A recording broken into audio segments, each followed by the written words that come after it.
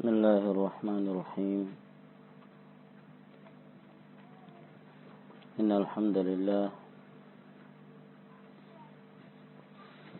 نحمده ونستعينه ونستغفره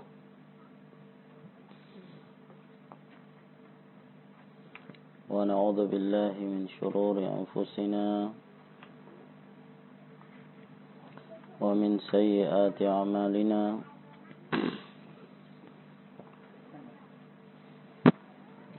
وأشهد أن لا إله إلا الله وحده لا شريك له وأشهد أن محمدا عبده ورسوله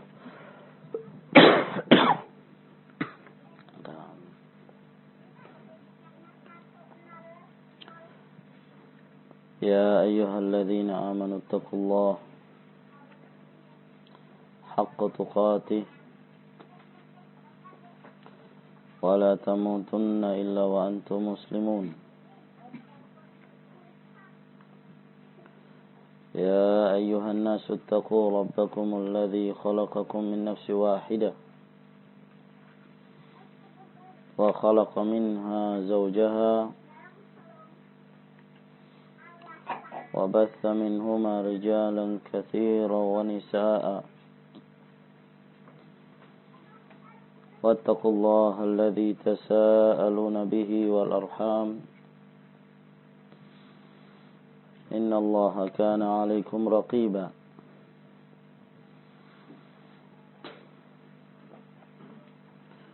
يا أيها الذين آمنوا اتقوا الله وقولوا قولا سديدا يصلح لكم أعمالكم ويغفر لكم ذنوبكم ومن يطع الله ورسوله فقد فاز فوزا عظيما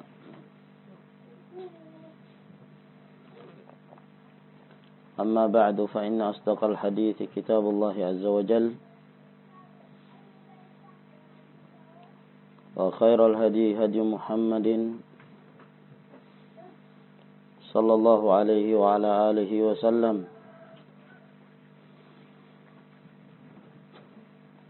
وشر الأمور محدثاتها فإن كل محدثة بدعة وكل بدعة ضلالة وكل ضلالة في النار.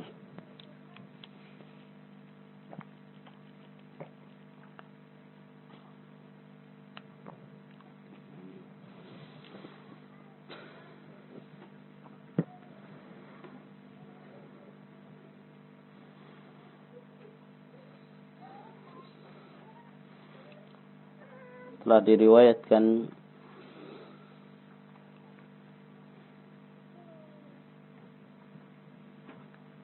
dalam riwayat yang sahih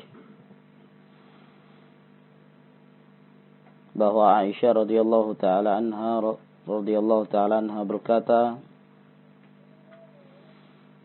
khairun nisa nisaul ansar la yamna'uhunna al-haya' wa yatafaqahna fid din. Sebaik-baik wanita adalah wanitanya kaum Ansar, sebab tidaklah mencegah adanya rasa malu yang ada pada mereka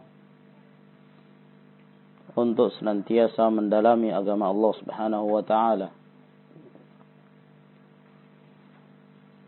Merupakan satu kewajiban baik bagi seorang muslim maupun muslimah untuk mendalami dan mengerti apa-apa yang telah diturunkan oleh Allah Subhanahu wa taala dari al-wajibat, kewajiban-kewajiban yang dengan mempelajarinya kemudian mereka berusaha untuk menjalankan perintah-perintah Allah Subhanahu wa taala dan Rasulnya sallallahu alaihi wa ala alihi wasallam. dalam riwayat Ibnu Majah dan yang lainnya, dan diriwayatkan dari beberapa sahabat yang berdasarkan jalan-jalan tersebut, hadis yang diriwayatkan dengan sanad yang hasan, bahwa Rasulullah sallallahu alaihi wasallam bersabda, "Talabul ilmi fariidatun ala kulli muslim." Menuntut ilmu adalah kewajiban bagi setiap dari muslim, demikian pula muslimah, di mana mereka wajib untuk mempelajari apa-apa yang sifatnya fardhu ain, yang harus mereka amalkan dalam kehidupan mereka. Apakah itu menyangkut permasalahan tauhid, aqidah, atau berkenaan tentang permasalahan ibadah, salat, puasa. Apabila Allah Subhanahu wa taala meluaskan pada mereka hartanya, maka mereka wajib untuk mempelajari ahkamuz zakah, dan begitu seterusnya. Dan terkhusus kepada para wanita muslimat, mereka pula telah diberikan ahkam, hukum-hukum yang khusus bagi kaum Hawa untuk mereka amalkan, dan mereka senantiasa menghidupkannya dalam kehidupan mereka, yang mana hukum-hukum tersebut tidak dimiliki oleh kaum lelaki. Dan ini tidak kalah pentingnya bagi mereka untuk mempelajarinya, sebab para wanita akan diangkat derajatnya oleh Allah Subhanahu wa taala sebagaimana diangkat derajatnya para lelaki, disebabkan karena ketakwaan mereka, disebabkan karena komitmennya mereka dengan syariat Allah Subhanahu wa taala. Allah Subhanahu wa taala secara umum memberikan ganjaran kepada siapa saja yang beriman dan beramal saleh, tanpa perbedaan antara laki-laki dan wanita. Innal muslimina wal muslimat wal mu'minina wal mu'minat wal qanitina wal qanitat was sadiqina was sadiqat was sabirina was sabirat wal khashi'ina wal khashi'at wal mutasaddiqina wal mutasaddiqat was sha'imina was sha'imat wal hafidhina furujan wal hafidhat wal dzakirina Allah katsiran wal dzakirat a'adda Allah lahum maghfiratan wa ajran 'azima.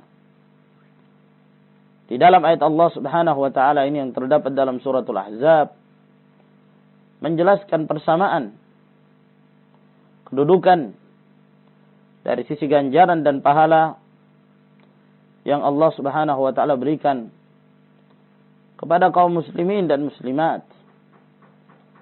Siapapun dari mereka akan dipersiapkan oleh Allah Subhanahu wa taala ampunan bagi mereka dan pahala yang sangat besar. Oleh karena itu, pada kesempatan kita di pagi hari ini, maka kita pun akan menjelaskan beberapa ahkam yang khusus berkenaan tentang para wanita, di mana wanita adalah merupakan salah satu jenis dari manusia yang dengan datangnya Islam Allah Subhanahu wa taala mengangkat derajat mereka. Allah muliakan mereka dari kehinaan jahiliyah, dari keterpelosokan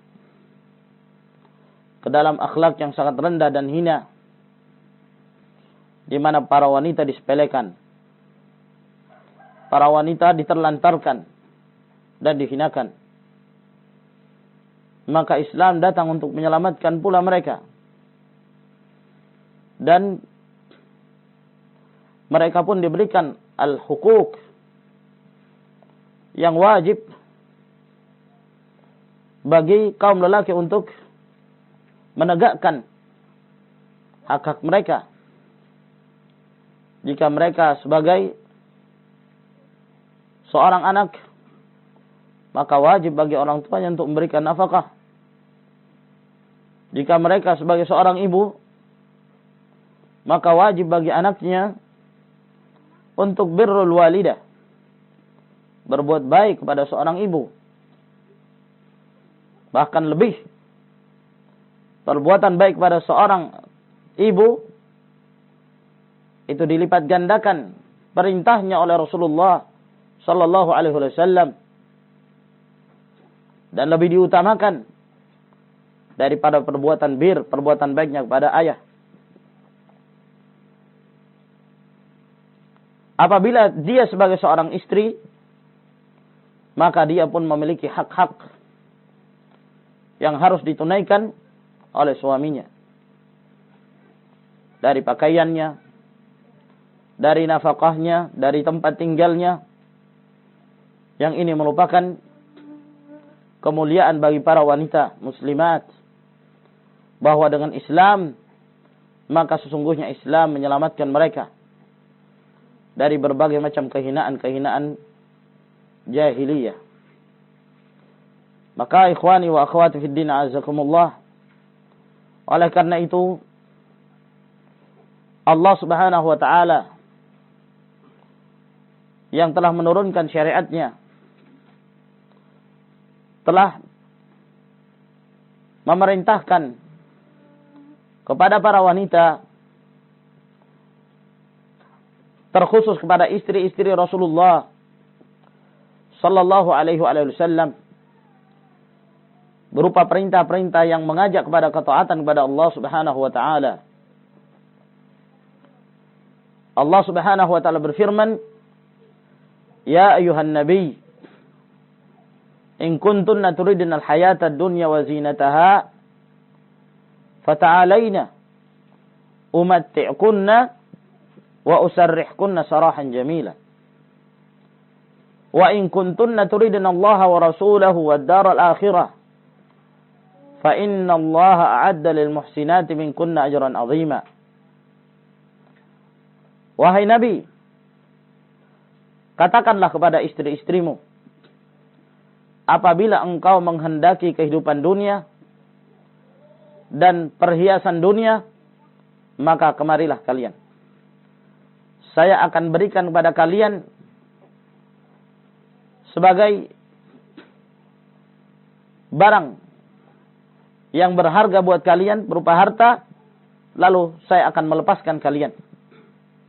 Saya akan ceraikan kalian jika kalian lebih menghendaki kehidupan dunia. Dan jika kalian, wahai istri-istri Nabi, lebih menghendaki Allah, Rasulnya, dan kehidupan akhirah, maka ketahuilah sesungguhnya Allah Subhanahu wa ta'ala telah mempersiapkan bagi orang-orang yang berbuat kebaikan pahala yang sangat besar. Ya nisa'an Nabi, may ya'ti minkunna bifahishatin mubayyinah yudha'af laha al-'adhabu dhi'fain. Kana dzalika 'ala Allah yasira.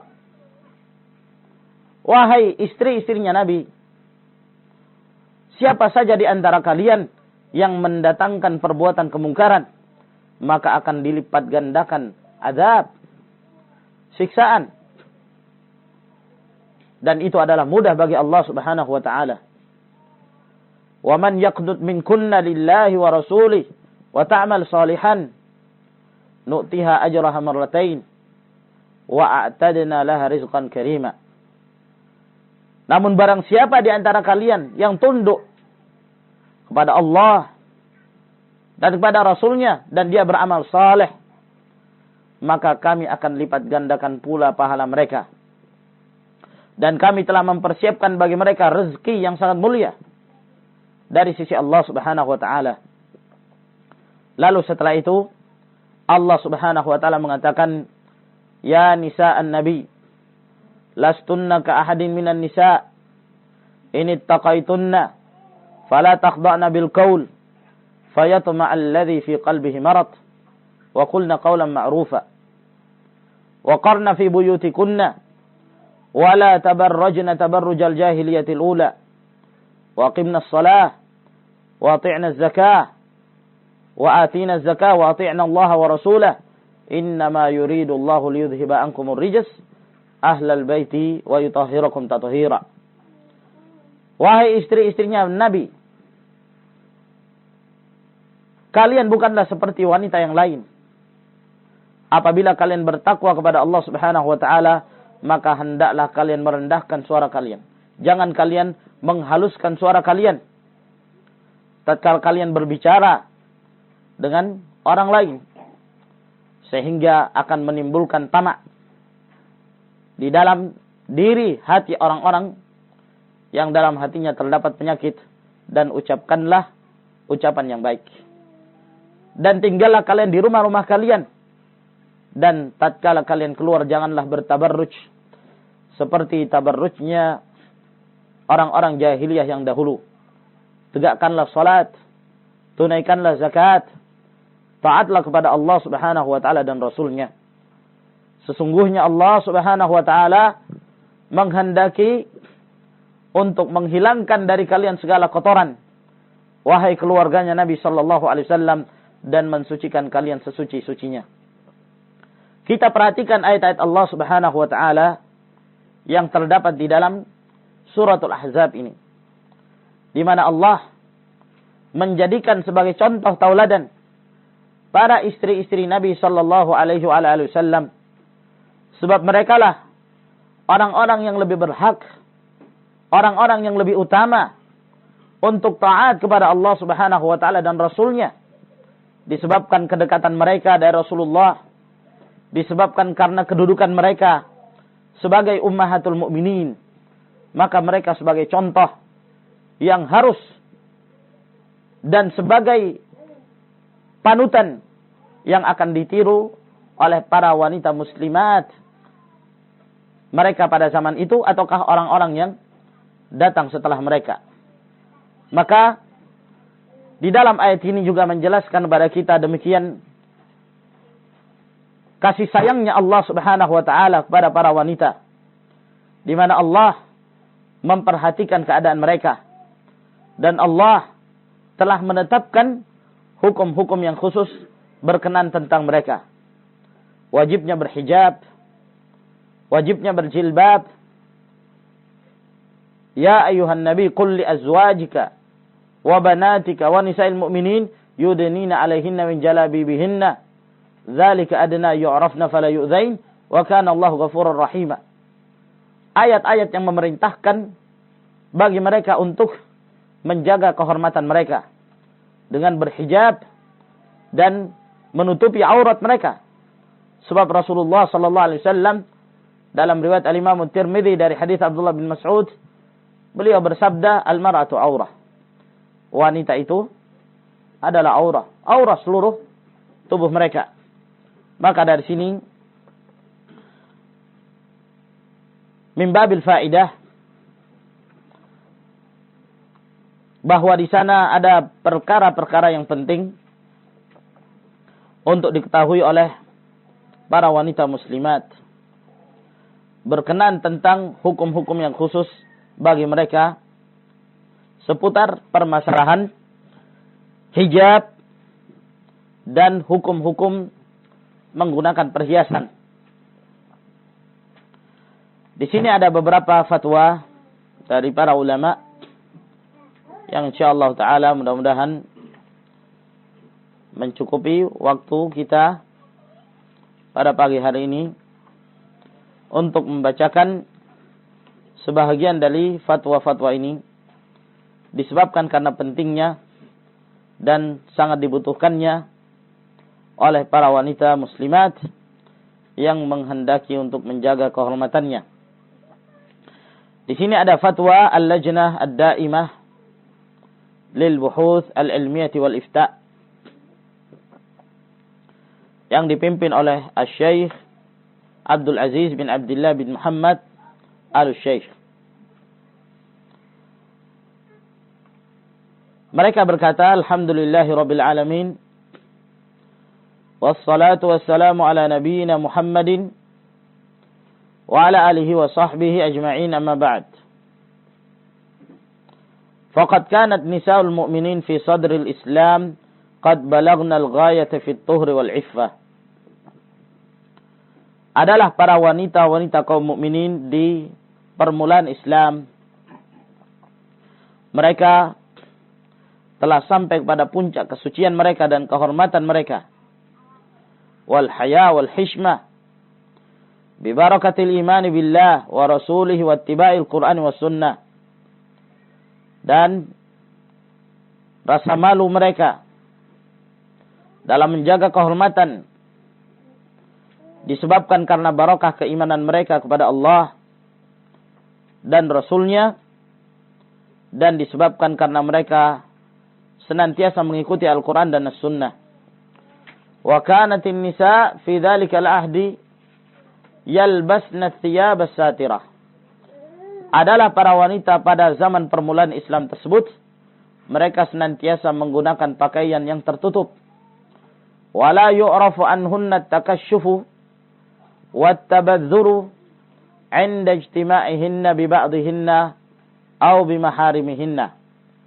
Dan tidak dikenal dari mereka at-takashshuf, membuka aurat, ya, tatkala mereka berkumpul antara sebagian wanita dengan sebagian yang lain ataukah dengan mahram-mahram mereka. Wa ala hadhihi sunnatil qawimati jara amalu nisa'il ummah walillahil hamd. Dan di atas sunnah yang lurus inilah para wanita umat ini senantiasa mengamalkannya. Qarnan ba'da qarnin ila ahdin qarib. Abad demi abad hingga zaman yang dekat dengan zaman kita sekarang ini. Fadakhala fi katsirin minan nisa ma dakhala min fasadin fil libasi wal akhlaqi li asbabin adidatin laisa hadza mawdhi'a bastiha. Maka pada zaman-zaman yang mendekati zaman kita telah dimasuki oleh sekian banyak dari kalangan para wanita berbagai macam kerusakan-kerusakan, baik dalam hal berpakaian, dalam hal akhlak, dengan sebab-sebab tertentu yang bukan di sini tempatnya kita membahas permasalahan tersebut. Wa nadharan li kathratil istifta'atil waridah ila al-lajnati ad-da'imati lil buhuthil ilmiyyah wal ifta' an hududi nadharil mar'ati ila al-mar'ah wa ma yalzamuha minal libas. Maka memandang karena sekian banyaknya permintaan fatwa yang ditujukan kepada lembaga fatwa Al-Lajnatud Daimah, yang mana mereka bertanya tentang batasan pandangan seorang wanita muslimah kepada wanita yang lain. Sampai di mana batasannya? Wa ma yalzamuha minal libas. Dan apa yang mesti dipakai oleh seorang wanita dari pakaian tatkala bersama para wanita yang lainnya, para wanita muslimat. Fa innal lajnata tubayyinu li umumi nisa'il muslimin. Maka lajnah menjelaskan kepada keumuman para wanita kaum muslimin, annahu yajibu 'alal mar'ah an tatakhallaqa bi khuluqil haya alladzi ja'alahu an-nabi sallallahu alaihi wasallam minal iman wa syu'batin min syu'abih, bahwa wajib atas para wanita untuk berakhlak dengan akhlak malu. Ya, meninggikan rasa malunya yang telah dijadikan oleh Nabi sallallahu alaihi wasallam, bahwa rasa malu itu termasuk dari keimanan dan bahkan merupakan salah satu cabang dari cabang-cabang keimanan. Maka hendaklah wanita memiliki rasa malu dalam berpakaian dan dalam hal berkumpulnya mereka dengan para wanita yang lain.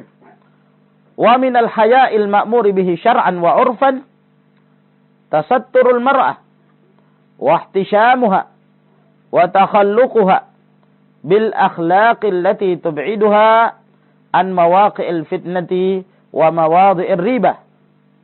Di antara rasa malu yang diperintahkan bagi seorang wanita ditinjau dari sisi syariat, demikian pula ditinjau dari sisi uruf. Kebiasaan para wanita adalah hendaklah seorang wanita itu menutupi diri dan senantiasa memiliki rasa malu dan berakhlak dengan akhlak yang menjauhkannya dari hal-hal yang mendatangkan fitnah dan mendatangkan keraguan atas dirinya. Wa qad dalla zahirul Qur'an ala anna al-mar'ata la tubdi lil mar'ati illa ma tubdihi li maharimiha mimma jaratil 'adatu bi kashfihi fil baiti wa halil mihnah.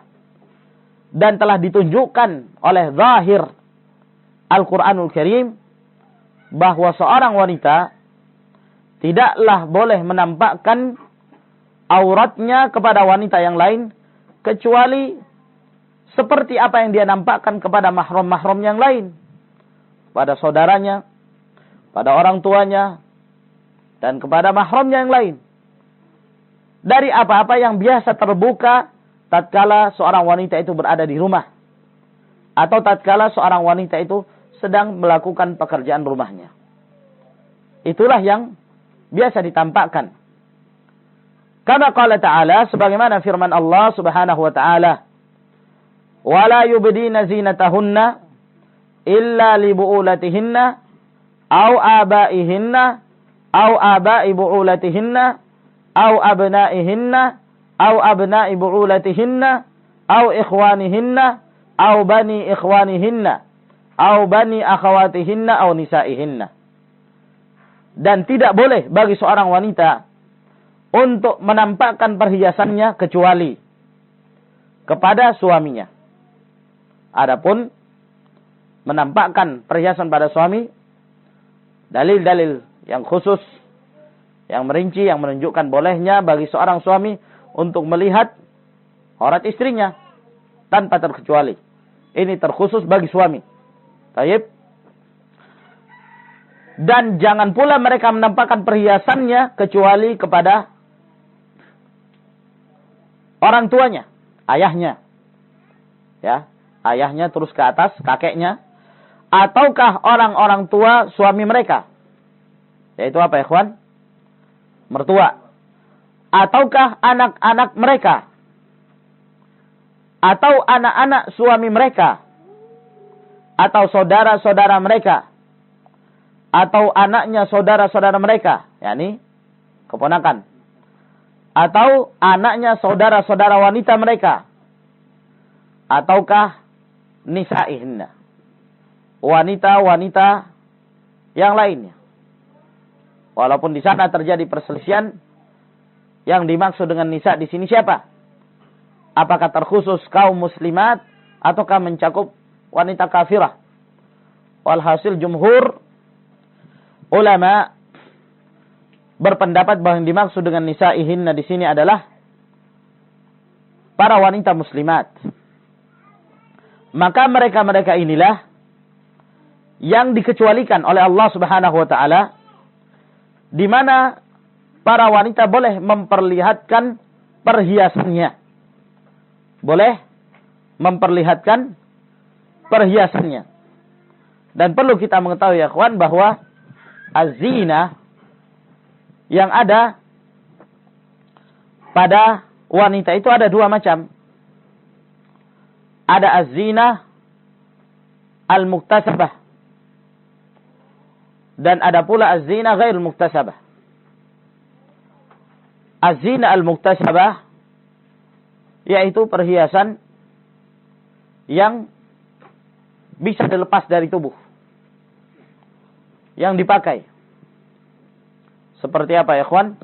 Yang biasanya dipakai oleh wanita. Cincin. Apalagi? Gelang. Kemudian apalagi, ikhwan? Kalung. Anting. Gelang kaki. Baik. Ini tempat-tempat perhiasan yang ma'ruf. Ada pula perhiasan ya yang sifatnya ghairu muktasabah, yang melekat pada wanita, yaitu tubuh wanita itu sendiri. Nah, yang dimaksud di dalam ayat ini, janganlah mereka menampakkan perhiasan mereka. Yang dimaksud adalah mawadhi'uz zinah, tempat-tempat diletakkannya perhiasan muktasabah itu tadi. Ya, jangan mereka menampakkan tempat-tempat yang biasa mereka meletakkan perhiasan tersebut kecuali kepada mereka-mereka ini, suami, ayah mereka, kemudian anak mereka, saudara mereka, keponakan mereka, mertua mereka, ataukah wanita muslimat. Nah, maka di dalam ayat Allah Subhanahu wa taala ini nampak sekali bahwa yang diperbolehkan bagi seorang wanita untuk menampakkan di hadapan wanita yang lain tempat-tempat diletakkannya perhiasan. Seperti tangan. Ya sampai ke siku. Taib, gelang. Boleh diperlihatkan. Kalung. Sampai sebagian dada. Ya kan? Kalung biasanya sampai bagian atas, bagian dada. Bagian kepala, boleh. Nah, ya, anting telinga, boleh. Bagian kaki, betis, boleh. Selain itu tidak ada dalil yang menunjukkan perbolehkannya. Adapun sebagian pendapat yang terkadang kita dengarkan bahwa ada pendapat para fuqaha bahwa batasan aurat wanita terhadap wanita yang lain seperti batasan aurat laki-laki terhadap laki-laki yang lain, antara pusar dan lutut. Ini sama sekali tidak didasari dengan dalil yang sahih, la min al-Quran wala min sunnati Rasul sallallahu alaihi wa ala alihi wasallam. Oleh karena itu para ulama mengingkari perbuatan sebagian wanita muslimat. Terkadang mereka menampakkan sesuatu yang tidak bisa dinampakkan walaupun di hadapan wanita muslimah yang lain. Ya, seperti misalnya memakai pakaian yang sekarang banyak dipakai oleh orang-orang kafirat. Apa itu? Pakaian apa, ikhwan? Yang menampakkan pusarnya. Ya, bagian depan dan bagian belakang. Pakaian anak SD. Naam. Anak TK. Taib, ini tidak diperbolehkan. Ya, atau memakai pakaian you can see di hadapan para wanita yang lain. Nah, tahu pakaian you can see? Sampai kelihatan, apa? Naam. Sampai ketiaknya kelihatan. Ini tidak diperbolehkan. Atau bermudah-mudahan menyusui anaknya di hadapan para wanita yang lain. Nah, ini banyak tanbih. Ya. Terkadang sebagian wanita muslimat menganggap yang seperti ini hal yang biasa. Karena masing-masing punya. Nah, sehingga ditampakkan. Ya, menyusui di hadapan para wanita muslim. Yang aneh, sebagian dari ahlu sunnah, salafiyat, melakukan hal itu dengan santainya. Dia membuka sebagian dari dadanya dan dia menyusui anaknya di hadapan para wanita yang lain. Padahal tidak diperbolehkan untuk dinampakkan ya hal tersebut. Karena itu bukan tempat perhiasannya. Maka ini yang hendak beliau tanbih. Kata beliau, wa idza kana hadza huwa nassul Qur'an wa huwa ma dallat alaihi sunnah fa innahu huwa alladhi jara alaihi amalu nisa'ir rasul sallallahu alaihi wasallam wa nisa'is sahabah wa man ittaba'ahunna bi ihsan min nisa'il ummati ila asrina hadha.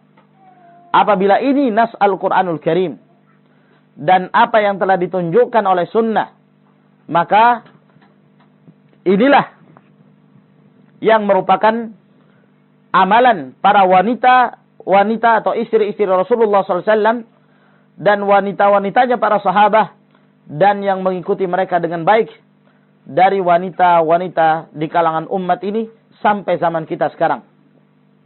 Wa ma jaratil adatu bikashfihi lil madhkurin fil ayatil karimah huwa, dan apa yang biasa dibuka ya terhadap orang-orang yang disebutkan di dalam ayat yang mulia tersebut adalah ma yadhharu minal mar'ati ghaliban fil bait wa halil mihnah wa yashukku 'alaiha at-taharruz minhu. Ya. Jadi yang biasa ditampakkan, yang boleh ditampakkan antara sebagian wanita dengan wanita yang lain dan yang disebutkan dalam ayat tersebut adalah yang biasa terbuka dari seorang wanita di rumahnya. Ya. Terkadang mereka melakukan pekerjaan rumah.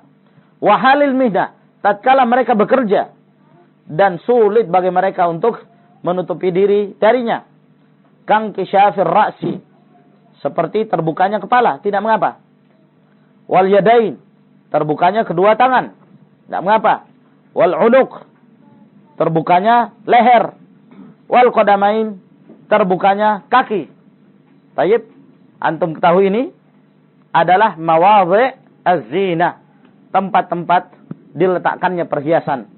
Wa amma tawassu'u fit takashshufi fal ayatu ala annahu lam yadull ala jawazihi dalilun min kitabin aw sunnatin. Adapun memperluas dalam hal membuka aurat, maka yang zahir tidak ada yang menunjukkan atas bolehnya hal tersebut. Tidak ada dalil dari kitabullah ataukah dari sunnah Rasulullah sallallahu alaihi wasallam. Huwa aidan tariqun li fitnatil mar'ati wal iftitani biha min banati jinsiha. Dan ini juga merupakan jalan akan terfitnahnya para wanita. Ya, dan terfitnah terhadap yang lainnya dari anak-anak wanita yang sejenisnya. Wa hadza mawjudun bainahun, dan ini ada di antara mereka. Jangan dikira ya ikhwan bahwa di antara wanita tidak ada penyakit. Terkadang menimbulkan penyakit. Ya, kita ketahui bahwa di sana ada sebagian dari kalangan wanita yang keluar dari fitrah, senangnya terhadap wanita yang lain. Nah, maka dikhawatirkan perkara-perkara yang seperti ini justru akan menimbulkan fitnah di antara mereka sendiri. Ya. Wa fihi aidan qudwatun sayyi'atun li ghairihinna minan nisa. Dan dalam hal ini pula akan menjadi contoh yang jelek terhadap yang lainnya dari kalangan para wanita. Kama anna fi dzalika tashabbuhan bil kafirati wal baghayal majinati fi libasihinna. Sebagaimana yang demikian ini pula menyerupai pakaiannya wanita-wanita kafirah dan para pelacur-pelacur yang merusak dalam pakaian-pakaian mereka. Telah sahih dari Nabi sallallahu alaihi wasallam bahwa beliau bersabda, "Man tashabbaha biqaumin fahuwa minhum." Barang siapa yang menyerupai suatu kaum, maka dia termasuk dari kaum tersebut. Hadis riwayat Imam Ahmad dan Abu Daud. Dan di dalam Sahih Muslim dari Abdullah bin Amr bahwa Nabi sallallahu alaihi wasallam pernah melihatnya atau melihat dua jenis pakaian yang muasfar. Ya. Dua jenis pakaian yang muasfar. Salah satu jenis khas pakaian orang-orang kafir, ya, seperti yang biasa dipakai oleh para biksu. Wanita pakaian yang berwarna orange. Faqala, maka kata Rasulullah sallallahu alaihi wasallam, "Inna hadhihi min thiyabil kuffar fala talbasha." Ini adalah dari pakaiannya orang-orang kafir, maka janganlah dia memakainya. Di dalam Sahih Muslim demikian pula bahwa Nabi sallallahu alaihi wasallam bersabda, "Sinfani min ahli nar lam arahuma." Bahwa ada dua golongan dari kalangan penduduk neraka yang saya belum pernah melihatnya sekarang, namun nanti akan muncul dari kalangan umat Rasulullah sallallahu alaihi wasallam. Qaumun ma'ahum siyatun ka'adnabil baqar yadribuna bihan nas. Kelompok yang pertama adalah suatu kaum yang mereka memegang cambuk-cambuk seperti ekor-ekor sapi. Lalu mereka memukulkan manusia dengannya. Ya. Para algojo. Naam. Orang-orang yang memaksa dan menyiksa manusia dengan cambuk-cambuk mereka. Yang kedua, wanisa'un kasiyatun ariyatun ma'ilatun mumilat ru'usuhunna ka'asnimatil bukhtil ma'ilah.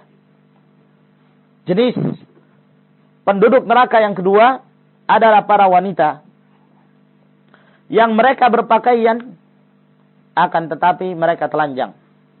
Ya. Mereka berjalan miring-miring, berlenggak-lenggok. Kepala-kepala mereka seperti punuk-punuk unta yang miring. La yadkhulnal jannata wa la yajidna rihaha.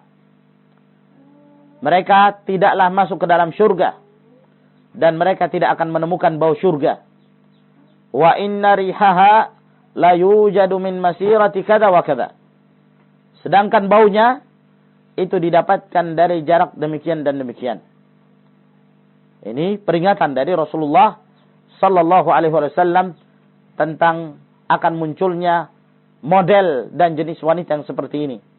Makna kasiyat ariyat, berpakaian tapi telanjang, huwa an taktasiyal mar'ah ma la yasturuha. Ya. Yaitu seorang wanita yang berpakaian tapi pakaian itu tidak menutupi seluruh tubuhnya. Itulah pakaian tapi telanjang. Dia berpakaian tapi dia menampakkan sebagian dari tubuhnya. Fahiya kasiyatun, dia dikatakan berpakaian, wahiya fil haqiqati ariyah. Pada hakikatnya dia telanjang. Mithlu man talbasu thawbar raqiq alladhi yashiffu basharataha. Seperti wanita yang memakai pakaian yang tipis, ya, yang menampakkan warna kulitnya tipis sehingga kelihatan. Awi thawbat dayyiq alladhi yubdi taqati ajismiha, ataukah pakaian yang sempit yang menampakkan lekukan-lekukan tubuhnya. Awi thawbal qasir alladhi la yasturu ba'du a'dha'iha, ataukah pakaian yang pendek yang tidak menutupi sebagian dari anggota tubuhnya. Ini semua termasuk dalam hadis ini. Ya. Maka wajib atas wanita kaum muslimin untuk komitmen dan senantiasa meniru, ya, petunjuk yang telah diamalkan oleh para ummahatul mukminin, para wanita sahabah ridwanullahi alaihim ajma'in, dan yang mengikuti mereka dengan baik dari kalangan umat ini. Dan hendaklah kita bersemangat untuk menutupi diri kita, menutupi aurat dan bersikap malu, sebab yang demikian itu lebih menjauhkan para wanita tersebut dari sebab-sebab fitnah, ya, dan akan menjaga diri mereka dari segala sesuatu yang akan mengantarkan pada hawa nafsu dan akan menjerumuskan mereka ke dalam berbagai macam perbuatan kemungkaran. Sebagaimana wajib pula atas para wanita muslimin untuk berhati-hati dari terjerumusnya mereka dalam perkara-perkara yang diharamkan oleh Allah Subhanahu wa taala dan Rasulnya. Dari pakaian-pakaian yang menyerupai wanita-wanita kafirat, ya, wanita-wanita pelacur, maka hendaklah kita menyelisih mereka dalam rangka taat kepada Allah dan Rasulnya, dan mengharapkan pahala dari Allah serta takut dari siksaan Allah Subhanahu wa taala. Sebagaimana pula wajib atas setiap muslim untuk bertakwa kepada Allah, dan setiap mereka yang memelihara para wanita, janganlah mereka meninggalkan para wanita tersebut berpakaian dengan pakaian yang diharamkan oleh Allah dan Rasulnya, dari pakaian-pakaian yang menjadikan mereka telanjang, yang menimbulkan fitnah. Dan hendaklah diketahui bagi setiap lelaki mereka adalah seorang pemimpin dan mereka akan dimintai pertanggungjawabannya nanti pada hari kiamat. Maka kita mohon pada Allah, semoga Allah memperbaiki keadaan kaum muslimin dan memberikan hidayah kepada kita semua ke arah jalan yang lurus. Sesungguhnya Allah Subhanahu wa taala Maha mendengar dan Maha dekat dan Maha mengabulkan doa. Wa sallallahu wasallam ala nabiyyina Muhammadin wa ala alihi wa sahbihi. Ini fatwa dari Al-Lajnatud Daimah yang diketuai oleh Fadilatul Syekh Abdul Aziz bin Abdullah bin Muhammad Al-Syekh dan 3 anggota, Abdullah bin Abdurrahman Al-Ghuriyan, Bakar bin Abdullah Abu Zaid dan Saleh ibn Fauzan Al-Fauzan. Naam, kemudian di sini ada pula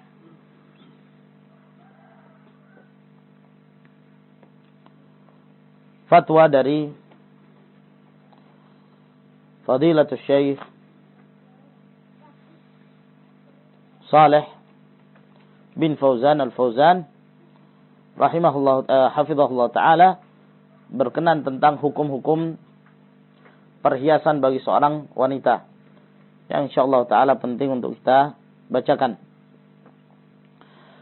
Kata beliau, alhamdulillahirabbil alamin wassalatu wassalamu alal mab'uthi rahmatan lil alamin nabiyina Muhammadin wa ala alihi wa sahbihi wa sallama ajma'in. Wa ba'd. Jam berapa ya? Tulis. Naam. Wa ba'd, adapun setelah itu ya, karena mungkin agak panjang maka ana langsung terjemahkan ya. Kata beliau rahimahullah berkenan tentang perhiasan yang hendaklah bagi seorang wanita untuk berhias dengannya. Dituntut bagi seorang wanita muslimah untuk menggunakan hal-hal yang menjadi perkara-perkara fitrah yang khusus bagi para wanita dan yang layak pula dengannya, dari memotong kuku-kuku mereka dan menjaganya. Sebab memotong kuku adalah merupakan sunnah berdasarkan kesepakatan dari para ulama, karena ini termasuk perkara-perkara fitrah yang telah disebutkan di dalam hadis. Dan ditambah lagi bahwa seorang wanita yang menghilangkan kukunya ini akan semakin ya menambahkan kecantikan dan kebersihan. Adapun kalau dia meninggalkannya panjang, seperti apa yang dilakukan oleh banyak dari kalangan para wanita zaman sekarang ini, yang telah terbalik fitrah mereka. Mereka justru menganggap bahwa dengan memelihara kuku dan memanjangkannya ini suatu kelebihan tersendiri. Dan bahkan menurut mereka mempercantik tangannya, dalam keadaan dia tidak merasa bahwa tangannya mirip tangan kuntilanak, mirip tangan para syaitanah. Naam. Ya, orang-orang jahat. Ya. Dengan dibiarkannya memanjang. Allahul musta'an. Wa ma fi baqaiha tawilatan min at-tashwi' wa at-tashabbuh bis-siba'. Ya. Apalagi kalau dibiarkan panjang, ya, yang demikian ini akan semakin merusak pemandangan tangan seorang wanita dan juga menyerupai binatang buas. Ya. Jadi bukan kuntilanak kalau di sini, binatang buas. Ya. Entah wallah kuntilanak itu ada apa enggak. Kuntilanak itu apa ya, kawan?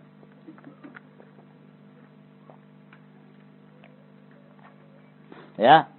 Mirip binatang buas kayak kucing, ya. Jadi kalau wanita yang kukunya panjang, mirip kucing, mirip singa. Nah, apa? Mirip harimau, mirip apa? Elang, raja wali, beruang. Ya, semua hewan ada sama dia. Baik. Watarakumil ausakh, dan semakin menumpuknya ya kotoran di bawah kukunya tersebut, dan akan mencegah pula masuknya air wudu ke bawah bahagian kuku. Dan sebagian dari kalangan muslimat telah ditimpa musibah ini. Mereka memanjangkan kuku-kuku mereka ya disebabkan karena mereka mentaklid, ikut-ikutan terhadap wanita-wanita kafirah, dan disebabkan karena kebodohan mereka terhadap sunnah Rasulullah sallallahu alaihi wasallam. Dan juga diminta dari seorang wanita muslimah untuk memanjangkan rambutnya. Dan diharamkan atas mereka untuk menggundul kepalanya kecuali dalam kondisi darurah. Telah berkata Syekh Muhammad bin Ibrahim Al-Syekh rahimahullah dalam Majmu'ul Fatawa. Wa amma sya'ru ru'usin nisa, adapun rambut para wanita tidak diperbolehkan untuk digundul, berdasarkan yang diriwayatkan oleh An-Nasa'i dalam sunannya dengan sanadnya dari Ali radhiyallahu an, dan juga diriwayatkan oleh Al-Bazzar dengan sanadnya dalam musnadnya dari Utsman radhiyallahu an, dan juga diriwayatkan oleh Ibnu Jarir dengan sanadnya dari Ikrimah radhiyallahu an, bahwa mereka semuanya mengatakan naha Rasulullah sallallahu alaihi wasallam an tahliqal mar'atu ra'saha, bahwa Rasulullah sallallahu alaihi wasallam melarang seorang wanita menggundul kepalanya. Dan larangan ini apabila datang dari Nabi sallallahu alaihi wasallam, maka asal hukumnya apa ikhwan? Haram. Ya, selama tidak ada dalil yang memalingkan dari keharaman tersebut.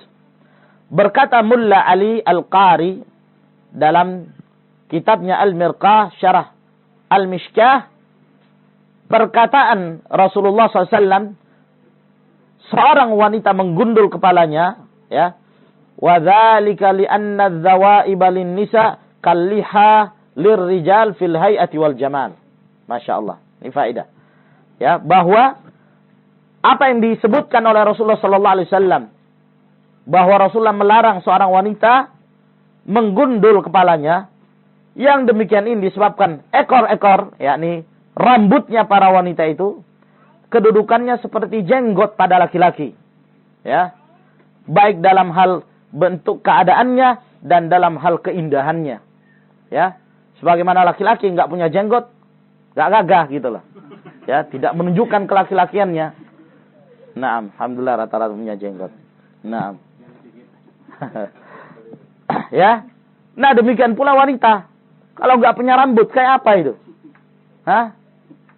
Nah, aneh, ya. Yang lebih aneh lagi sekarang, ada pula para wanita yang seperti itu, hilang, keluar dari fitrah yang sebenarnya. Nah, senang kalau menggundul kepalanya, ya. Allahul musta'an. Adapun, ya, seorang wanita yang memendekkan rambutnya, nah, ini hukum memendekkan. Jadi tadi dianjurkan untuk membiarkan, dipanjangkan rambutnya. Adapun hukum memendekkan rambutnya apabila, ya, karena ada kebutuhan, karena ada hajah, yang hajahnya itu bukan karena untuk mempercantik diri, ya. Karena ada orang-orang sekarang, mereka menganggap bahwa memendekkan rambut itu untuk mempercantik diri, keluar dari fitrah yang sebenarnya, ya. Padahal rambut itu sendiri adalah perhiasan, kecantikan. Semakin panjang rambut, semakin menunjukkan keindahan dan kecantikan. Nah, maka apabila ada seorang wanita yang ingin memendekkan rambutnya, ya, dengan apa? Karena ada hajat, ada kebutuhan, bukan karena untuk menghiasi diri, ya. Ka'an ta'jiza an mu'natihi aw yatulu katsiran wa yashqa 'alaiha. Seperti misalnya dia sulit untuk memeliharanya, ya. susah beli sampo. Misalnya. Banyak ketombenya. Susah membuang sekian banyak kutu yang ada di atas kepala. Nah, misalnya, ya kan? Masalan. Nah, karena terlalu panjang, ya, dan sulit bagi dia, maka tidak mengapa bagi dia untuk memendekkannya sesuai dengan kadar hajah kebutuhannya. Ya, sesuai dengan hajah kebutuhan. Sebagaimana yang pernah dikerjakan oleh istri-istri Nabi Shallallahu Alaihi Wasallam, mereka melakukan itu. Mereka sampai memendekkan hatta takuna kalwafra, sampai mendekati telinga. Mereka lakukan itu setelah wafatnya Nabi Shallallahu Alaihi Wasallam. Tujuannya apa? Karena mereka memang bertujuan untuk meninggalkan berhias. Kepada siapa lagi mereka harus berhias? Mereka ummahatul mukminin, mereka tidak diperbolehkan lagi menikah setelah meninggalnya Rasulullah Sallallahu Alaihi Wasallam. Naam, sehingga mereka tidak butuh lagi untuk berhias dan mereka tidak butuh lagi untuk memanjangkan rambutnya. Ya, jadi mereka memendekkan rambutnya bukan karena untuk berhias, semata-mata justru untuk meninggalkan perhiasan. Ya, adapun apabila maksud seorang wanita dalam memendekkan rambutnya adalah untuk menyerupai wanita-wanita kafirah, ya, ataukah wanita-wanita fasikat, atau menyerupai laki-laki, maka ini haram tanpa diragukan lagi. Disebabkan karena menyerupai orang-orang kafir secara umum, ya, disebabkan karena adanya larangan seorang wanita menyerupai orang kafir secara umum, dan larangan pula seorang wanita menyerupai laki-laki. Nah, adapun kalau yang dia maksudkan dengan memendekkan rambutnya bukan karena menyerupai orang kafir, tapi untuk menghiasi diri. Nah, untuk menghiasi diri, karena sebagian para wanita menganggap kalau pendek itu lebih cantik, iya kan? Maka kata beliau, yang zahir yang demikian ini tidak boleh, tidak diperbolehkan.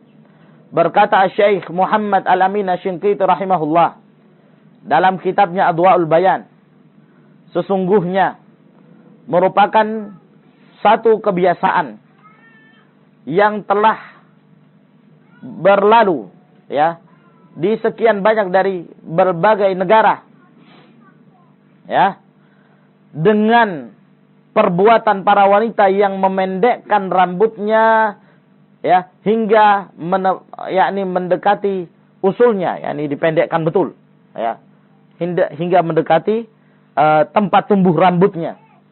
Naam, ini adalah sunnatun ifrinjiyah, sunnahnya orang-orang kafirah, sunnahnya orang-orang Eropa. Nah, ya, yang menyelisihi apa yang telah menjadi amalannya para wanita kaum muslimin dan wanita Arab sebelum Islam. Maka ini termasuk di antara sejumlah penyimpangan-penyimpangan yang sekarang ini telah menyebar, ya. Naam, di dalam yang telah merusak di dalam agama dan akhlak dari seorang wanita. Naam. Kemudian kalau misalnya ada orang yang berdalil, ya, ada yang berdalil dengan hadis bahwa istri-istri Nabi Shallallahu Alaihi Wasallam mereka memendekkan rambut mereka sehingga seperti al-wafrah, yakni pendek mendekati telinga. Nah, kalau misalnya ada yang berdalil dengan hadis ini yang menunjukkan bolehnya seorang wanita memendekkan rambutnya dalam rangka untuk kecantikan dan memperindah diri, naam, maka ketahuilah, kata beliau, bahwa istri-istri Nabi Shallallahu Alaihi Wasallam itu mereka memendekkan rambut-rambut mereka setelah wafatnya Rasulullah Shallallahu Alaihi Wasallam disebabkan karena mereka berhias di saat hidupnya Rasulullah. Dan di antara perhiasan yang paling indah yang ada pada mereka adalah rambut mereka. Adapun setelah meninggalnya Rasulullah Shallallahu Alaihi Wasallam, maka mereka memiliki hukum yang khusus, ya, yang tidak disertai oleh para wanita yang lain dari seluruh wanita yang ada di muka bumi ini, yaitu telah terputusnya harapan mereka, ya, dan terputus secara menyeluruh untuk menikah lagi. Ini khususan bagi mereka, ya. Dan tidak mungkinnya lagi bagi mereka untuk melakukan hal itu. Disebabkan mereka adalah ummahatul mukminin. Sehingga mereka kondisinya seperti para wanita yang tertahan, ya, dengan sebab kematiannya Rasulullah sallallahu alaihi wasallam. Allah Subhanahu wa taala berfirman, "Wa ma kana lakum an tu'dhu Rasulullah wa la an tankihu azwajahu min ba'dihi abadan. Inna dzalikum kana 'indallahi 'aziman." Dan tidaklah pantas bagi kalian untuk menyakiti Rasulullah, dan tidak pula boleh bagi kalian untuk menikahi istri-istrinya setelah meninggalnya Rasulullah SAW selama-lamanya. Sesungguhnya yang demikian itu di sisi Allah Subhanahu wa taala sangatlah besar. Nah, ya, dan terputusnya dari hubungan dengan laki-laki secara menyeluruh ini menjadi sebab, ya, dari hal tersebut sehingga dimudahkan dan diberikan keringanan bagi mereka untuk meninggalkan perhiasan, ya, yang pada asalnya tidak halal kecuali dengan sebab tersebut. Jadi berbeda dan tidak ada dalil dari apa yang dilakukan oleh para istri-istri Nabi Shallallahu Alaihi Wasallam, sebab tujuan mereka adalah untuk meninggalkan perhiasan dan mereka memiliki hukum yang khusus yang tidak dimiliki oleh para wanita yang lainnya. Kama la yajuzu lil mar'ah an tuti'a zawjaha idza amara bidzalik. Bahkan tidak boleh bagi seorang wanita kalau kemudian dia tidak boleh bagi seorang wanita untuk menaati suaminya apabila suaminya memerintahkan dia untuk melakukan hal itu. Untuk memendekkan rambutnya, ya, sebab tidak ada ketaatan pada makhluk dalam bermaksiat kepada Al-Khaliq. Maka wajib atas seorang wanita untuk memelihara rambutnya dan menjaganya atau menjadikannya berkepang, ya, taj'alu dhafair, dan tidak diperbolehkan bagi dia untuk mengumpulkannya di atas kepalanya, ya, atau di samping tengkuknya. Naam. Sebab ini merupakan kebiasaan dari wanita-wanita kafirah dan juga mirip seperti apa yang disebutkan oleh Rasulullah sallallahu alaihi wasallam, seperti punuk unta-unta yang miring. Berkata Syekh Muhammad bin Ibrahim, adapun yang dikerjakan oleh sebagian wanita kaum muslimin pada zaman kita sekarang ini, dari membelah rambut kepala mereka, ya, dari samping, lalu kemudian mengumpulkannya di daerah tengkuk atau dijadikannya di atas kepala sebagaimana yang dilakukan oleh wanita-wanita Ifranji, maka ini tidaklah diperbolehkan karena ini menyerupai wanita-wanita kafir.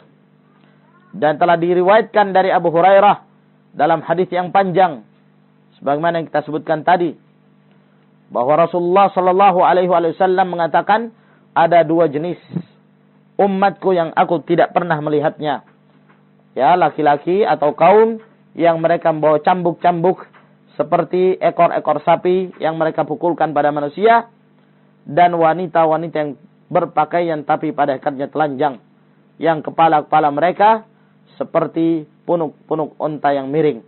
Mereka tidaklah masuk ke dalam surga dan mereka tidak dapat mencium baunya. Sesungguhnya bau surga tersebut bisa ditemukan dari jarak demikian dan demikian.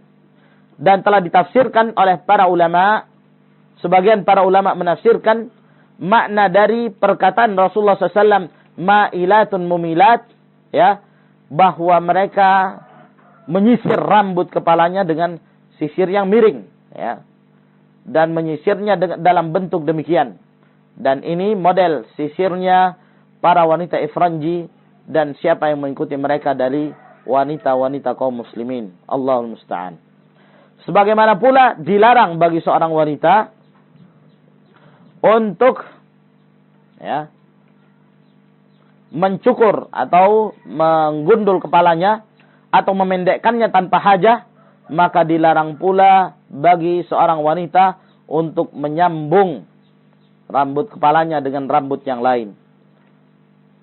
Berdasarkan hadis yang terdapat dalam Bukhari dan Muslim, la'ana Rasulullah sallallahu alaihi wasallam al-wasilata wal mustausilah. Bahwa Rasulullah sallallahu alaihi wasallam melaknat wanita yang menyambung rambutnya dan wanita yang mengerjakan itu. Ya. Al-wasilah yang dimaksud adalah wanita yang menyambung rambutnya dengan rambut yang lain. Sedangkan al-mustausilah adalah wanita yang mengerjakan itu. Naam, sebab yang demikian ini termasuk dari jenis kebohongan. Dan di antara ya, menyambung rambut yang diharamkan tersebut adalah memakai al-baruka, ya. Apa? Kondek. Ini apa namanya? Nah? Apa? Galung. Nah, memakai galung, memakai kondek. Yang ma'ruf pada zaman kita sekarang ini. Taib, telah diriwayatkan oleh Bukhari dan Muslim dan selainnya bahwa Muawiyah radhiyallahu taala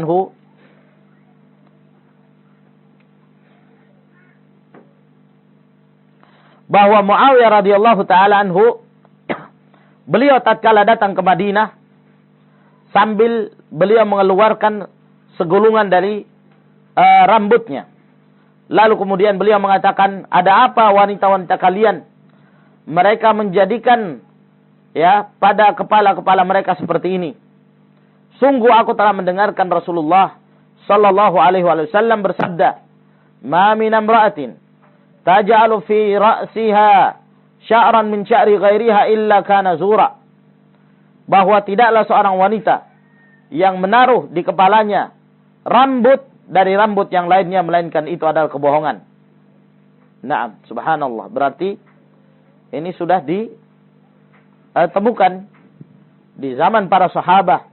Adanya para wanita yang melakukan perbuatan seperti ini. Al-barukah adalah merupakan rambut buatan yang menyerupai rambut kepala. Maka memakainya adalah merupakan kebohongan. Dan diharamkan pula atas seorang wanita muslimah menghilangkan alisnya atau menghilangkan sebagiannya dengan cara apapun. Apakah dihilangkan secara keseluruhan ya ataukah dipotong ya, dipendekkan, ataukah menggunakan satu alat yang menghilangkan seluruhnya atau sebagiannya. Nah, sebagian para wanita sekarang senang dengan itu, mengganti apa yang telah Allah Subhanahu wa taala ciptakan dengan mereka ganti dengan apa ya, kawan? Dengan apa? Alis palsu. Ya, alis buatan. Lalu mereka bentuk sebagaimana yang mereka inginkan. Ada yang ke atas kalau sedang marah. Ya. Ada yang tengah-tengah kalau na'am. Allahul musta'an. Dan ini termasuk an-nams yang dilaknat oleh Nabi sallallahu alaihi wasallam, wanita yang melakukannya. Dan sungguh Nabi sallallahu alaihi wasallam telah melaknat an-namisah wal mutanammisah. Yang dimaksud dengan an-namisah adalah wanita yang menghilangkan alisnya atau sebagiannya dalam rangka kecantikan. Demikianlah anggapan mereka. Sedangkan al-mutanammisah adalah yang melakukan hal tersebut. Ya, yang melakukan hal tersebut. Ya, mereka yang kerja di salon kecantikan dan yang semisalnya. Dan ini termasuk merubah makhluk Allah, merubah ciptaan Allah Subhanahu wa ta'ala, yang mana syaitan telah berjanji untuk memerintahkan kepada anak cucu Adam sebagaimana yang telah dihikayatkan oleh Allah Subhanahu wa ta'ala dari perkataan iblis, wala amurannahum fala yughayyirunna khalqallah. Aku pasti akan perintahkan mereka sehingga mereka merubah-rubah ciptaan Allah Subhanahu wa ta'ala. Di dalam sahih dari Abdullah bin Mas'ud radhiyallahu taala anhu, bahwa beliau mengatakan Allah Subhanahu wa taala melaknat wanita yang bertato dan wanita yang melakukan itu. Allah melaknat wanita yang menghilangkan bulu alisnya dan wanita yang melakukannya itu. Dan Allah melaknat wanita yang menjarang-jarangkan giginya. Mereka itu adalah dalam rangka kecantikan, mereka itu adalah orang-orang yang merubah-rubah ciptaan Allah. Kemudian kata beliau, tidaklah aku melaknat, ya, melainkan apa-apa yang telah dilaknat oleh Rasulullah sallallahu alaihi wasallam, dan itu terdapat di dalam kitabullah azza wa jalla, yaitu firman Allah, "Wa ma atakumur rasulu fakhudhuhu wa ma nahakum anhu fantahu." Apa yang telah Rasul berikan pada kalian, maka ambillah, dan apa yang Rasul larang kalian darinya, maka berhentilah. Ini disebutkan oleh Ibnu Katsir dalam tafsirnya. Dan apa yang menimpa, ya, berbagai macam penyimpangan-penyimpangan yang berbahaya ini, yang ini merupakan dosa di antara dosa-dosa besar yang banyak menimpa dari kalangan para wanita pada hari ini, di mana mereka menganggap bahwa menghilangkan bulu alis sudah menjadi hal yang mesti, ya, sudah menjadi keseharian mereka. Nah, dan tidak diperbolehkan bagi mereka untuk taat pada suaminya apabila suaminya memerintahkan itu. Bahkan ini termasuk kemaksiatan, ya. Dan wakil yang demikian ini kita melihat para wanita-wanita al-mutabarrijat yang bermaksiat kepada Allah Subhanahu wa taala. Mereka menganggap ini adalah suatu kecantikan. Mereka tidak merasa bahwa mereka justru merubah ciptaan Allah. Naam, mereka tidak puas dengan apa yang Allah Subhanahu wa taala berikan pada mereka. Dan diharamkan pula bagi wanita muslimah untuk menjarang-jarangkan giginya dalam rangka kecantikan, ya, dengan kikir, diukir, ya. Naam. Walhasil dengan menggunakan alat al-mubarrid yang menyebabkan antara satu gigi dengan gigi yang lain ada lubangnya, ya. Anggapan mereka ini suatu jenis kecantikan, ya. Tujuan mereka untuk semakin mempercantik diri. Adapun kalau pada gigi-gigi mereka memang terdapat kerusakan, ya, dan butuh untuk diperbaiki untuk menghilangkan kerusakan dan keburukan tersebut, atau padanya terdapat sesuatu yang dibutuhkan untuk diperbaiki, maka yang demikian ini tidak mengapa. Sebab ini termasuk dalam bab al-ilaj, memperbaiki mengobati dan menghilangkan yang buruk, ya, menghilangkan yang buruk. Dan yang demikian ini tentunya diserahkan kepada seorang dokter wanita yang spesialis yang menangani masalah ini. Dan juga diharamkan atas seorang wanita bertato, ya, mentato jasadnya, mentato jasmaninya. Sebab Nabi sallallahu alaihi wasallam melarang wanita atau melaknat wanita yang washimah dan al-mustaushimah. Yang dimaksud dengan al-washimah yaitu wanita yang menancapkan pada tangannya atau pada wajahnya jarum, ya, ini maksudnya tato, ya. Lalu kemudian mengukirnya dengan celak atau yang semisalnya. Sedangkan al-mustaushimah adalah yang melakukan hal tersebut. Ini adalah perbuatan yang diharamkan dan termasuk di antara dosa besar. Sebab Nabi sallallahu alaihi wasallam melaknat yang melakukan hal tersebut dan melaknat yang membuatnya, ya. Dan laknat tersebut tidaklah ada melainkan menunjukkan bahwa ini termasuk di antara dosa besar. Adapun hukumnya menggunakan pacar, ya, hinna bagi wanita, ya, ataukah biasa seorang wanita ini rambutnya,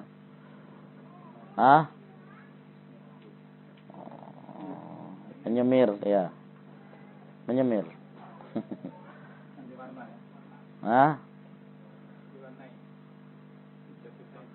Menggunakan hinna kadang juga rambutnya. Itu maksudnya. Iya. Jadi berwarna apa? Hasil menggunakan hinna itu. Untuk kepalanya, kadang juga tangan, ya kan? Iya, nah lihat. Itu bukan tato itu. Nah, telah berkata Imam Nawawi dalam Al-Majmu', adapun menggunakan hinna pada kedua tangan, kedua kaki, maka ini disukai, ya. bagi wanita yang telah bersuami berdasarkan hadis-hadis yang masyhur. Ini termasuk dari jenis kecantikan yang diperbolehkan. Nah, ya.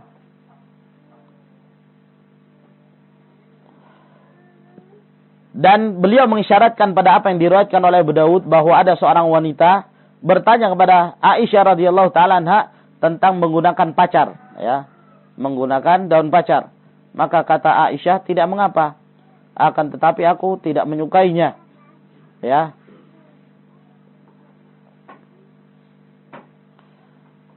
Karena sesungguhnya Rasulullah sallallahu alaihi wasallam, kecintaanku, beliau dahulu tidak menyukai baunya. Ya. Dan kata beliau tidak mengapa, hanya Rasulullah SAW tidak menyukai bau hinna, sehingga beliau pun tidak menyukainya. Hadis ini diriwayatkan oleh An-Nasa'i.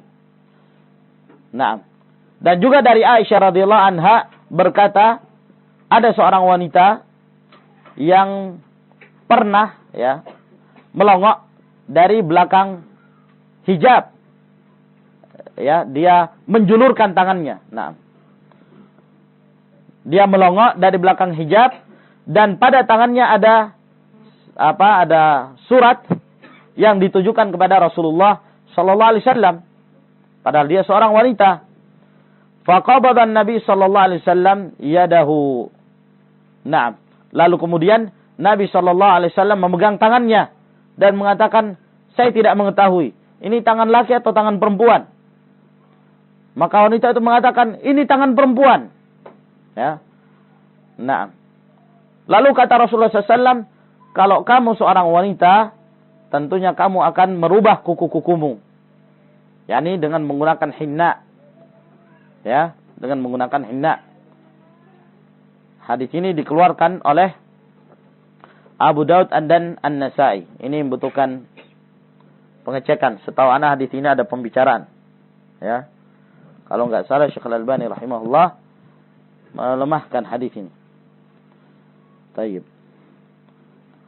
Akan tetapi tidak mengapa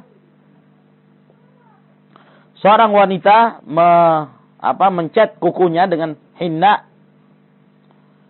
ya, karena yang demikian itu tidak menghalangi dari kuku tersebut tatkala seorang wanita bersuci. Ya, adapun yang tidak diperbolehkan bagi seorang wanita adalah menggunakan sesuatu yang namanya al-manakir. Apa itu ikhwan? Cat kuku? Kutek. Nah, al-manakir. Ini tidak diperbolehkan karena menghalangi seorang wanita untuk bersuci. Adapun hukum mengecat rambut seorang wanita, ya, merubah warna rambut seorang wanita, apabila dia wanita yang sudah beruban, maka dia boleh, ya, merubahnya, tapi jangan yang berwarna hitam. Berdasarkan keumuman larangan Nabi sallallahu alaihi wasallam untuk mengecat rambut dengan berwarna hitam. Telah berkata Imam An-Nawawi rahimahullah dalam Riyadhus Shalihin bab larangan laki-laki dan wanita dari mengecat rambut keduanya dengan berwarna hitam. Dan beliau berkata dalam Al-Majmu', tidak ada perbedaan dalam larangan tersebut, ya, yaitu dalam hal mengecat rambut dengan warna hitam antara laki-laki dan wanita. Ini adalah mazhab kami. Nah, adapun seorang wanita yang hendak mengecat rambutnya padahal rambutnya masih hitam, ya, belum beruban, untuk kemudian dirubah ke warna yang lain, maka saya berpendapat bahwa ini tidak boleh. Ini tidak diperbolehkan karena tidak ada hajah yang mengharuskan dia merubah. Nah, sebab hitam apabila dinisbahkan kepada rambut itu suatu keindahan, ya. Nah, hitam dinisbahkan pada rambut suatu keindahan. Nah, justru sekarang anehnya para wanita bahkan laki-laki banyak senang merubah rambutnya.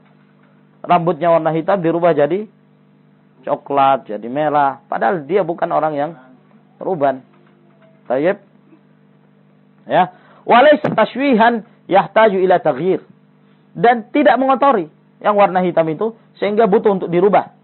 Dan juga apabila mereka merubahnya ke warna yang lain sementara rambut mereka hitam, ini menyerupai wanita-wanita kafirah. Naam, sahih.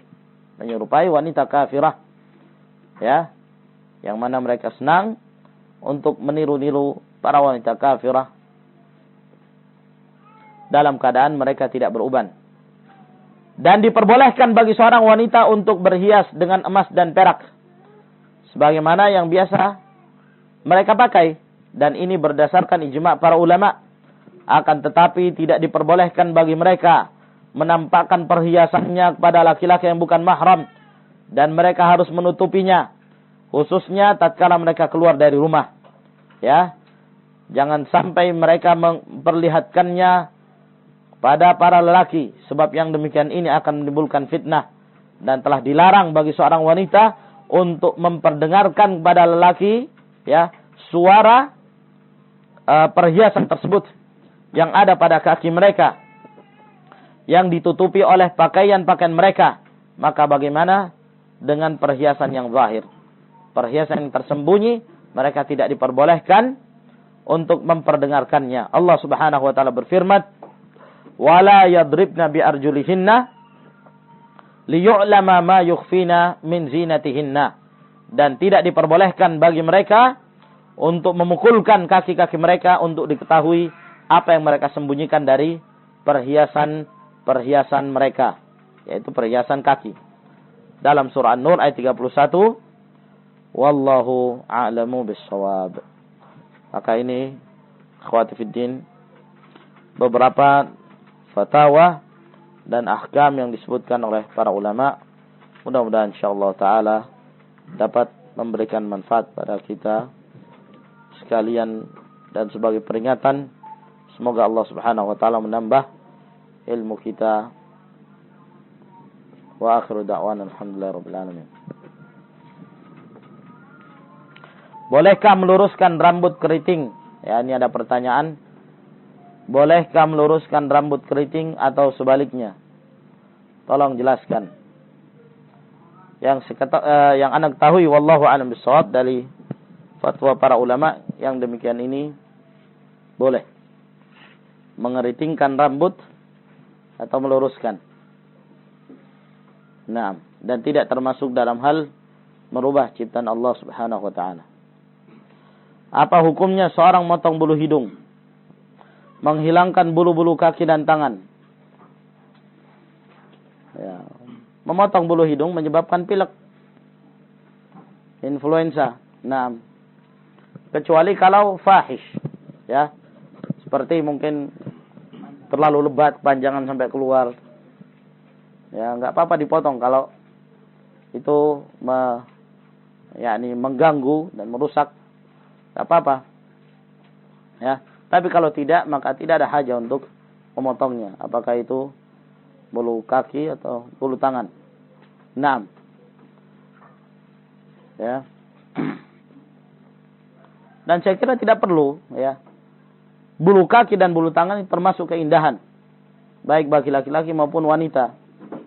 Naam, terkadang sebagian para wanita, sebagian kaki dan tangan ini tumbuh bulu. Naam, tapi berbeda antara bulu laki dan wanita.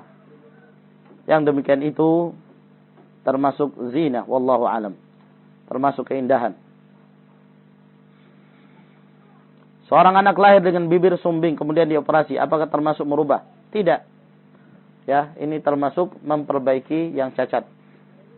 Tidak termasuk merubah ciptaan Allah Subhanahu wa taala. Apakah istri atau suami dari orang yang termasuk mahram pula bagi kita? Tidak. Tidak sama sekali.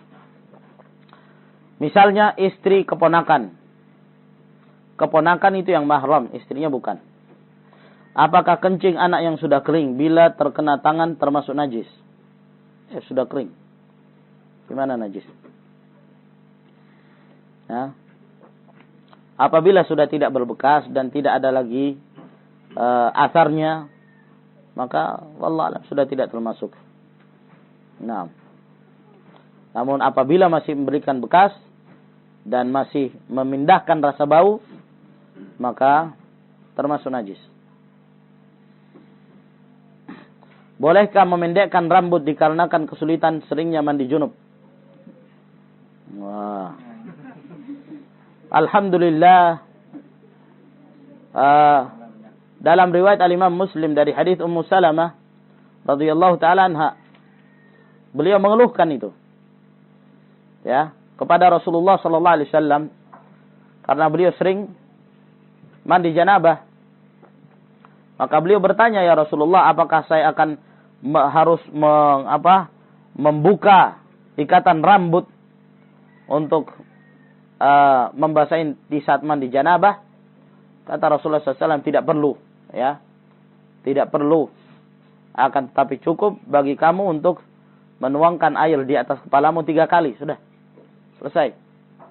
Ya, menuangkan rambut di atas rambut 3 kali, tidak perlu kamu lepas. Nah, ini rukhsah yang diberikan bagi seorang wanita yang dalam keadaan junub. Nah, apabila dia hendak mandi janabah. Adapun di saat dia hendak mandi untuk membersihkan diri dari haid, maka dia harus membukanya. Nah, tapi yang ada adalah mandi janabah, maka diberikan keringanan, ya.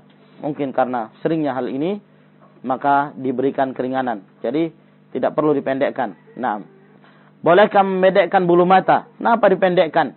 Semakin panjang semakin indah. Nah, ya, lentik kan kalau dipanjangkan. Nah, pakai gigi palsu, walaupun tanpa gigi palsu tersebut masih bisa mengunyah. Ya, kalau masih bisa mengunyah bubur, ya. Walhasil bahwa menggunakan gigi palsu diperbolehkan apabila yang demikian ini dibutuhkan. Wallahu a'lam. Bolehkah menyekolahkan anak-anak di sekolah umum atau pesantren NU? Allahul musta'an. Antum dan antunna bertanggung jawab untuk mendidik anak-anak, maka jadikan mereka terbiasa dengan mempelajari kitabullah dan sunnah Rasulnya sallallahu alaihi wasallam. Jangan biarkan yang masuk ke dalam hati mereka, dalam otak mereka sesuatu yang akan merusak, ya, fitrah mereka. Apakah boleh makan daging dari acara atau memperingati kematian orang Banjar? Haulan. Orang Banjar atau selain orang Banjar? Allahul musta'an. Apa saja, sebaiknya dihindari yang demikian ini, ya kawan, karena memakannya mungkin akan memberikan isyar kepada orang lain bahwa yang demikian ini boleh-boleh saja. Maka menghindarinya itu lebih baik. Tidak ada kesyirikan di sini. Haulan itu apa? Ya, ulang tahun kematian. Ini bid'ah. Iya. Dihindari. Bolehkah salat duha dikerjakan terus-menerus? Boleh. Fadhal. Apakah ada salat sunnah ba'da subuh? Tidak ada salat sunnah ba'da subuh. Bagaimana fatwa ulama tentang imunisasi? Imunisasi asal hukumnya boleh. Imunisasi asal hukumnya boleh. Naam. Hanya saja tinggal dilihat maslahah. Apakah yang demikian ini betul mendatangkan maslahah? Lebih sehat anak yang diimunisasi daripada yang tidak diimunisasi? Walhamdulillah, ya. Anak ikhwan juga banyak enggak diimunisasi, pada sehat semua. Dan lebih sehat daripada yang diimunisasi. Nah, ini butuh untuk ditanyakan pula kepada mereka para dokter yang dipercaya, apakah betul yang demikian ini mendatangkan manfaat, ya. Wa illa asal hukum, ya, melakukan sesuatu untuk mencegah penyakit boleh. Nah, itu telah difatwakan oleh Syekh bin Baz rahimahullah taala. bagaimanakah fatwa ulama tentang multi level marketing walaupun hanya sekedar membeli, bukan anggota? Kalau membeli antara penjual dan pembeli silahkan. Penjual ya menjual barangnya, pembeli membeli barang itu, tidak ada masalah. Akan tapi kalau mulai masuk ke dalam sistem ini, sistem multi level marketing, maka sebaiknya berhati-hati. Banyak pelanggarannya dari sisi gharar, jahalah dan lain sebagainya. Ya. Dan tidak ada saling keridhaan dalam jual beli. Terkadang kita mendapat yang demikian. Maka para ulama menasihati ya untuk tidak masuk ke dalam anggota ya, ataukah berhubungan langsung dengan bisnis seperti ini. Bagaimana hukum salon khusus muslimah dan bagaimana pula hukum wanita yang masukinya? Selama tidak ada pelanggaran syariat boleh. Ya, seorang wanita muslimah datang ke salon yang kemudian untuk menghiasi dirinya agar semakin cantik di hadapan suaminya, enggak apa-apa. Ya, mau pakai merah bibir, mau pakai merah pipi, hias, menghiasi rambut dan seterusnya, terserah. Ya, kecantikan diperbolehkan bagi seorang wanita selama tidak ada pelanggaran. Namun kalau misalnya di sana ada pelanggaran, ya seperti merias rambut wanita sehingga mirip dengan wanita orang-orang kafir, ataukah di sana ada mukhannas, ya para banci yang ikut juga merias, maka yang demikian ini hendaklah dihindari.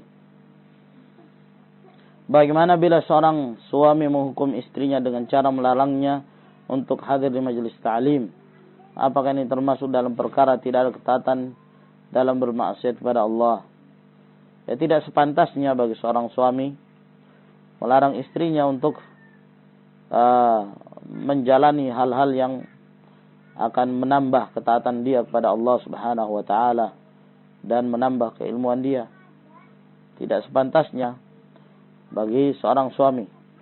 Akan tetapi tentunya perlu dilihat pula kenapa seorang suami melarang tersebut. Mungkin ada sebab-sebab yang yang syar'i pada saat itu, atau dia tidak melarang secara mutlak, atau mungkin ada sebab-sebab yang lain yang perlu kita perhatikan. Walhasil kalau sang suami melarangnya secara mutlak dan melarang dia untuk hadir majelis ta'lim karena mungkin menganggap bahwa majelis ta'lim tersebut adalah majelis yang mungkin tidak sesuai dengan madhabnya, dalam keadaan majelis ta'lim adalah majelis yang diajarkan di sana al-haq, kebenaran, maka tidak sepantasnya. Hendaklah seorang istri juga punya peranan untuk memberikan nasihat kepada suaminya sambil berdoa kepada Allah Subhanahu wa taala, semoga Allah memberikan hidayah kepadanya. Ibu adalah madrasah terbaik bagi seorang anak. Sedangkan pada masa sekarang pondok adalah yang terbaik untuk pendidikan anak. Bagaimana peran ibu dalam hal ini? Maka seorang ibu hendaklah mendorong anaknya untuk masuk pondok. Ya. Nah, itulah peranan yang terbaik. Bagaimana jika menceboki anak jika kita sudah berwudu? Batalkah wudu kita? Sebaiknya kita berwudu kembali. Walaupun terjadi khilaf dalam memahami hadis Nabi sallallahu alaihi wasallam. Sebaiknya kita berwudu kembali. Naam. Hukum menghitan bayi laki-laki atau perempuan berumur 7 hari, apakah itu termasuk sunnah? Tidak ada ketentuan hari tertentu bagi seorang anak yang dikhitan pada hari yang ke-7. Tidak ada sunnahnya. Maksud anak tidak ada dalil dari sunnah Nabi SAW yang menentukan harinya. Berbeda dengan nasikah, maka jelas. Ya, demikian pula dalam hal memberi nama anak, ya, dan mencukur rambut, ini jelas ada. Namun dalam hal khitan, wallahu a'lam bishawab, yang anak ketahui tidak ada dalil yang menentukan hari ketujuhnya untuk dikhitan.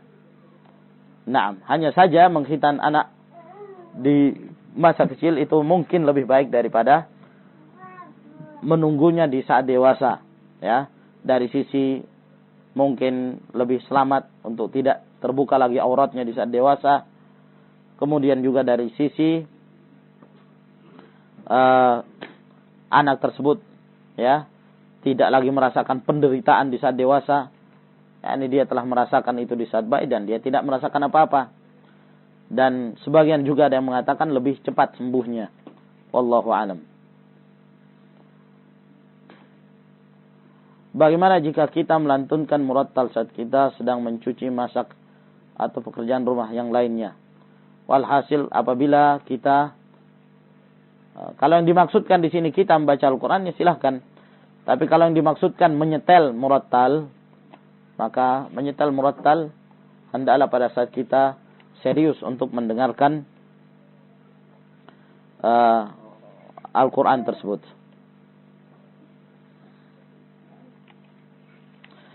Jika seorang akhwat memakai abaya, apakah harus memakai jubah dan khimar lagi? Ataukah boleh hanya memakai daster lengan pendek? Walhasil intinya, apabila seorang wanita menggunakan syarat-syarat hijab yang sempurna, ya, menutupi seluruh tubuhnya, tidak tipis, tidak membentuk tubuhnya, naam, kemudian tidak menyerupai pakaian laki-laki, tidak menyerupai pakaian orang-orang kafir, dan tidak termasuk dalam pakaian syuhrah, naam, dan tidak tidak menjadi perhiasan pada pakaian itu sendiri, dan tidak dicampuri dengan wangi-wangian, maka asal hukumnya diperbolehkan bagi seorang wanita untuk memakainya dan telah cukup sebagai hijab bagi dia. Apakah abaya atau yang semisalnya? Ataukah abaya atau yang semisalnya? Naam, apabila seorang akhwat memakai abaya yang dikhawatirkan masih nampak dan tembus dari luar disebabkan karena tipisnya mungkin, maka hendaklah ditutupi dengan yang lain bagian dalamnya. Naam, wallahu a'lam. Apa hukum KB dengan alasan memberi jarak karena kerepotan? Walhasil, apabila karena ada kebutuhan, ya, bagi seorang wanita dengan alasan kerepotan itu tadi, ya, kerepotan terus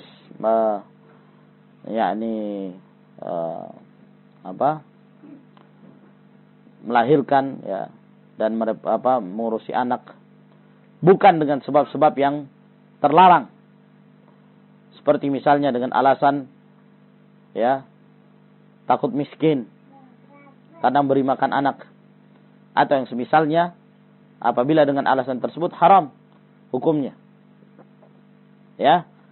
Namun apabila dengan alasan menyulitkan bagi dia, misalnya dalam hal berikan tarbiyah, maka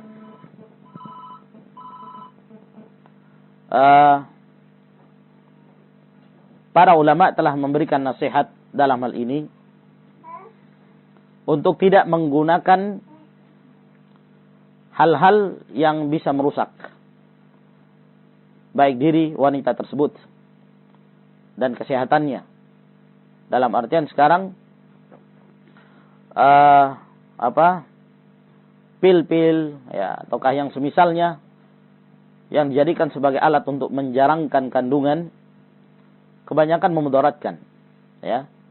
Bahkan sebagian para dokter menetapkan bahwa yang demikian ini bisa menyebabkan terjadinya kanker, ya, dan yang semisalnya. Maka para ulama menasihatkan, ya, di samping itu memudaratkan, kalau jelas yang demikian, dan itu pula harus ditanyakan kepada seorang dokter muslim yang betul-betul terpercaya, yang tidak menjadikan profesinya sebagai ajang untuk memperkaya diri. Sebab sekarang ini banyak dari kalangan para dokter yang menjadikan profesi sebagai bisnis semata. Nah, ya. Maka apabila seorang wanita ingin menjarangkan kandungannya, maka di sana ada cara yang lebih baik, yang lebih syar'i. Seperti dengan cara al-azl yang terjadi zaman Rasulullah sallallahu alaihi wasallam. Nah, antum tahu apa yang dimaksud dengan al-azl? Nah, atau dengan cara yang lain, ya. Sebagian juga para wanita yang mengetahui itu dengan cara menggunakan hinna. Rupanya dengan menggunakan hinna ada cara-cara tertentu yang anak sendiri kurang tahu yang bisa menjarangkan kandungan. Nah, atau dengan cara KB kalender, iya kan? Ada KB kalender ya, kawan. Ya, yang antum lihat apa tanggal yang mana suburnya seorang wanita dan tidak. Nah, ini biasanya mereka mengetahui hal ini. Menggunakan cara ini lebih afdal daripada menempuh cara-cara ya yang dikhawatirkan akan mendatangkan kemudaratan. Nah, apakah boleh seorang wanita bersafar mengendarai mobil bersama ummahat yang lain sedangkan mahramnya mengendarai sepeda motor ke mobil tersebut? Wah, ini wallahu a'lam. Bagaimana sikap kita jika dikirim makanan dari orang Kristen? Ya dimakan. Nah, bolehkah menebalkan alis dengan pensil ketika berhias? Nah, maksudnya celak ini ya. Nah, zahirnya boleh. Nah, tidak termasuk dalam larangan yang disebutkan tadi. Bagaimana sikap kita jika menemukan sebuah cincin di halaman rumah dan kita tidak mengetahui siapa pemiliknya? Diumumkan, beritahu sekitarnya. Apakah seluruh betis termasuk aurat ataukah hanya boleh menampakkan pergelangan kaki saja? Ya. Begitu pula dengan lengan, apakah boleh menampakkan sampai siku atau sampai pergelangan tangan saja? Yang zahir sampai siku diperbolehkan, ya, atau sampai pertengahan betis diperbolehkan. Wallahu a'lam. Apakah termasuk adab ketika taklim dengan memakai jilbab? Ataukah boleh menampakkan rambut? Taklimnya antara sama wanita. Nah, kalau mampu untuk memakai jilbab lebih afdal. Nah, menutupi itu lebih baik daripada membuka. Hah?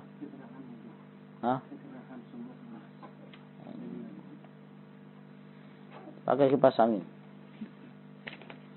Bagaimana jika seorang istri berhias berbusana yang menyerupai wanita-wanita kafir atau pelacur di hadapan suami, tanpa bermaksud menyerupai mereka, tapi sekedar untuk menyenangkan suami? Suami aneh, senang melihat istrinya seperti pelacur. Allahumma musta'an. Saya kurang tahu apa maksudnya ini. Tapi kalau yang dia maksud berhias, ya tidak seperti wanita kafirah. Ya. Jangan sampai menyerupai wanita kafirah seperti tadi yang disebutkan, mendekkan rambut dengan tujuan seperti itu, ya. Ataukah yang dimaksud dengan menghiasi diri di sini dalam artian seorang wanita berhias di hadapan suaminya, yang mungkin seorang pelacur berhias di hadapan santapannya. Naam. Yang demikian ini tidak mengapa.